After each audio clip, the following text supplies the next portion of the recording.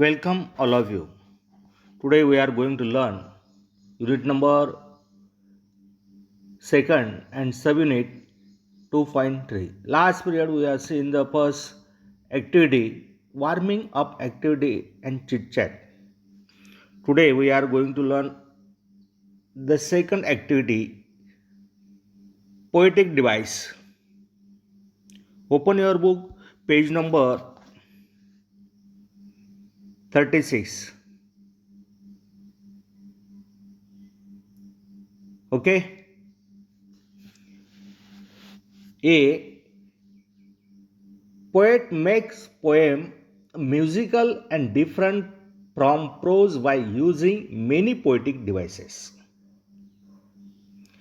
Poet makes the poem musical and different from prose by using many poetic devices. One of the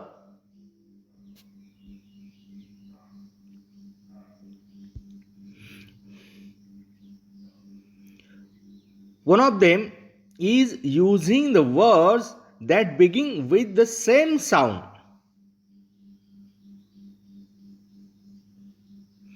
One of them is using words that begin with the same sound in the same time. Same sound in the same time. For example, beautiful birds. Same sound in the same time. Beautiful birds. Sad song. Same sound, same time. Stepping stone. City side. No one knows. Okay? This device is called alliteration and belong to set similar device. Name figure of speech.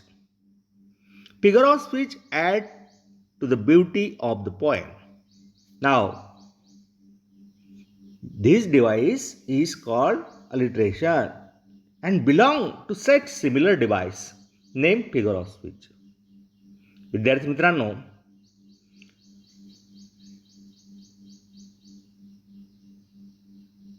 Alliteration means हा एक अलंकार आहे, figure of speech. मग तुम्ही म्हणाल की अलंकार हा शब्द आपल्यासाठी जरी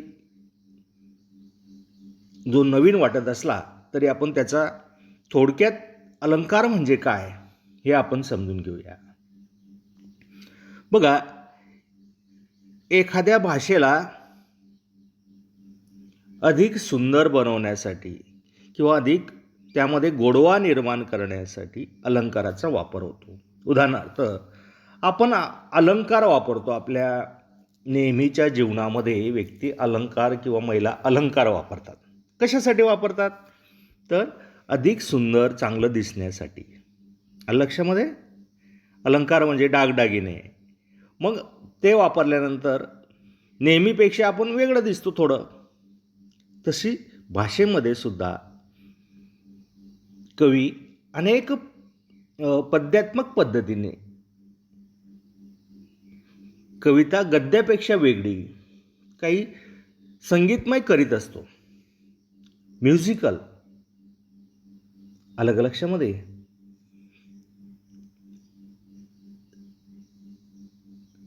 अशा रचना ज्या असतात त्याला अलिटरेशन अलंकार म्हणजे अनुप्राप्त अलंकार असे म्हणत असतात.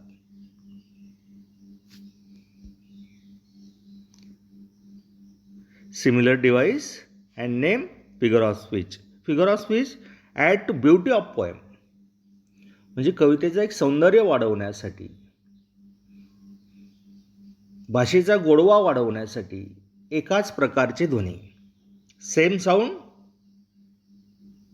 सेम टाईम आणि एकाच ओळीमध्ये त्या शब्दांचा उपयोग केलेला आहे. आपण या ओळी पाहिलेल्या आहे.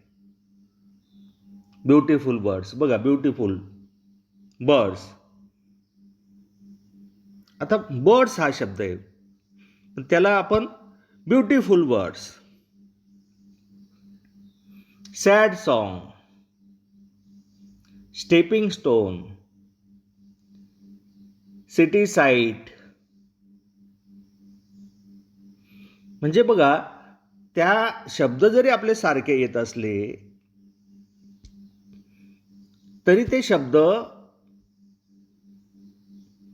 म्हणजेच त्या शब्दाचा पहिला अक्षर म्हणजेच अनुप्राप्त अलंकार नाही, तर त्या शब्दाचा पहिला ध्वनी उच्चाराचा महत्वाचा असतो. आलं का लक्षामध्ये? म्हणजेच या अलंकारामध्ये जे पहिलं अक्षर आहे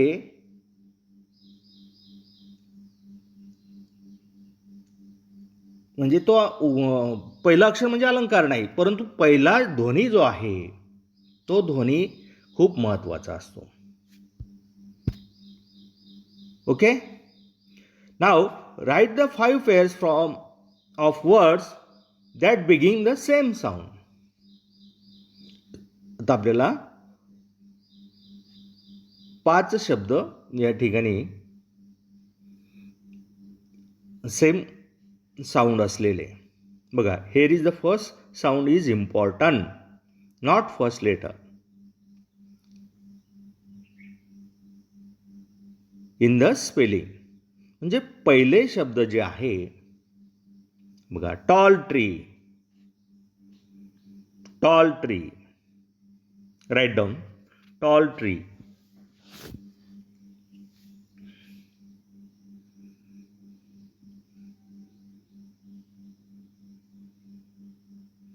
हाय hill, uncle's umbrella. Write down in your notebook or your textbooks. Tall tree, uncle's umbrella, high heel, loyal labor. My mother may make dosa for me.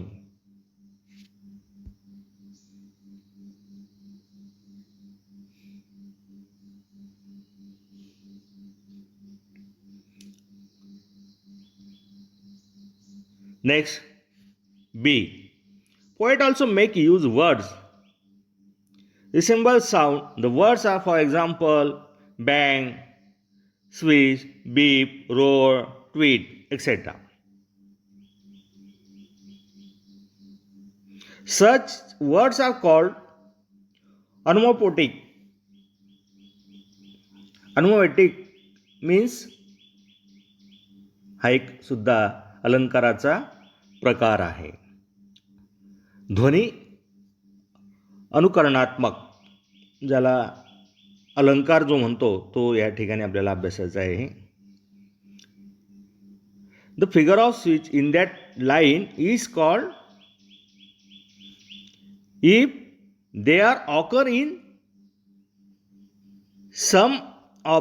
some line of the poem is figure of speech. In that line is called onomatopoeia. Okay, बघा, या अलंकारात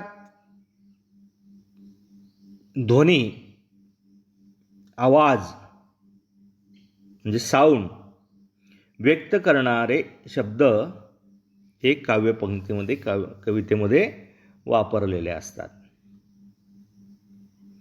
आपण जेव्हा आता ही कविता बघणार आहोत त्यावेळेस आपल्या लक्षात येईल की हे शब्द कशा पद्धतीने वापरलेले असतात कवितेच्या ओळीतून. For example, the roar of the wave was deafening. मग असे शब्द आहे बघा, बँग, साऊंड असलेले शब्द, roar, switch, tweet, boom, whack, zoom, बीप.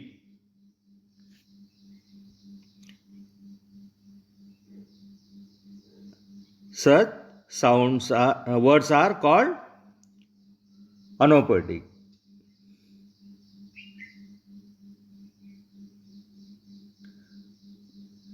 ओके, अनुकरणात्मक अलंकार. Next activity, play the game. चला तर मग आपण एक खेळ खेळूया. Set time. टाईम सेट करायचा 5 मिनिट. मी जेव्हा तुम्हाला टाईम सेट करायला सांगेल त्यावेळेस तुम्ही टाईम सेट करायचा. Using the letter from words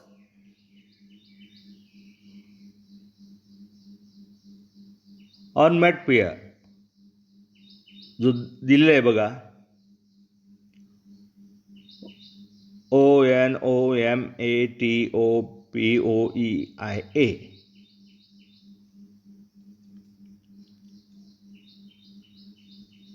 त्याचा उच्चार कसा आहे? Onomatopoeia. हँडमॅट पेयर. ओके. मग या शब्दांपासून आपल्याला make as many 4, 5, 6 letter word and write them down. म्हणजे आपल्याला 5-7 अक्षरी स्पेलिंग असलेले 4, 5, 6 अशा अक्षरांचे स्पेलिंग असलेले शब्द बनवायचे आहे. The one who makes maximum number of words within the time limit is winner. म्हणजे लवकरात लवकर, आता आपण घरी आहोत पण आपण टाईम लावायचा आहे की आपण किती वेळेमध्ये हे शब्द, या शब्दांपासून मिनिंगफुल वर्ड्स आपण त्या ठिकाणी बनवू शकतो. आलं का लक्षात? आता मी एक उदाहरण म्हणून एक शब्द बनवून दाखवतो तुम्हाला.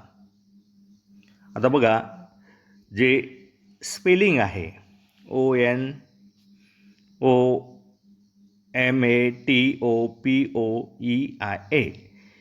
या अक्षरापासून आपण 4-5 अक्षरी शब्द बनवू शकतो. आता बघा, एक शब्द जर आपण बघितला तर यामध्ये छोटे छोटे बरेच शब्द बनतात, परंतु आपल्याला अपेक्षित काय आहे बघा. मॅट चालेल का? नाही, 3 अक्षरी आहे. ऑन 2 अक्षरी आहे. TOP टॉप नाही. POET पोएट ठीक आहे, 4 अक्षरी. मग 4 पेक्षा जास्त, 4, 5, 6 पोएट आहे. NOT note, write down. Open, opinion. बघा, यातले शब्द घ्यायचे. OPION,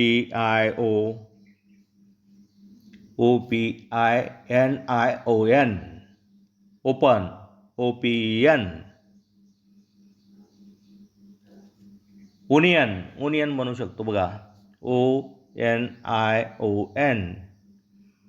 पोटॅटो पण बनवू शकतो, POTATO. ओके. आता तुम्ही हा आपला व्हिडिओ संपल्यानंतर टाईम लावायचा आहे आणि त्या टाईम लावल्यानंतर आपण किती वेळेमध्ये किती शब्द बनवू शकतो ते नोट डाऊन करायचं आहे. अलग लक्षात विद्यार्थी मित्रांनो? तर विद्यार्थी मित्रांनो, आज आपण अलंकार, कोणता?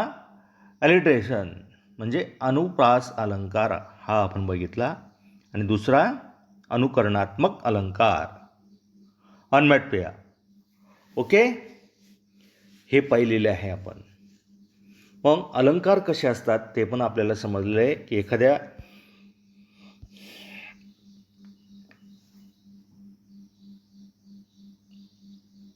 महिलेला आपण विविध अलंकाराने सजवलं, किंवा आपण एखादा, आता गणेश उत्सव आहे, गणेश उत्सवाची मूर्ती आपण आणतो घरामध्ये आणि तिला विविध अलंकारांनी सजवतो.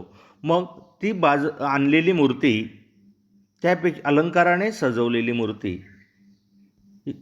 ही अधिक सुंदर दिसते. तसं भाषा आहे, प्रत्येक लँग्वेजमध्ये अलंकार हे वापरलेले असतात.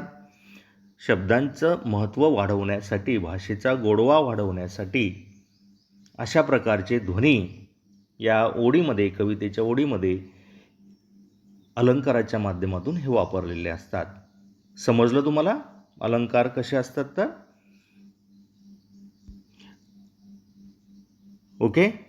तर हे सर्व आपण आजचा अभ्यास वर्गपटाच्या वहीमध्ये नोट डाऊन करायचा आहे. तर आज आपण याच ठिकाणी थांबणार आहोत. Next part next video.